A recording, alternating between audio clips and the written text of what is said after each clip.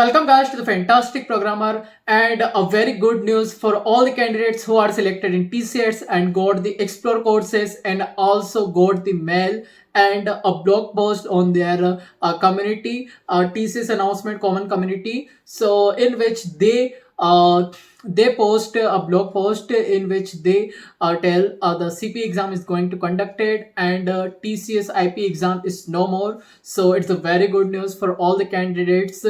So आपको अब centre पे जाना पड़ता था आईपी एग्जाम देने के लिए, but now this time TC is going to conduct a CPA exam. CPA means camera product assessment, and you take this assessment from your home or anywhere except centres. So अब आप ये कहीं से भी दे सकते हो.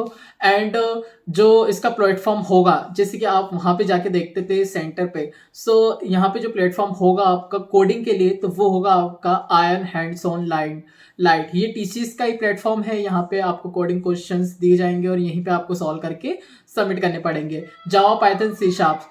There is 3 languages available for the coding, and there are also MCQs like KYT, business skills, then UI, Unix and Java, Python. जो भी आप सिलेक्ट करोगे उसके बेसिस पे आएगा.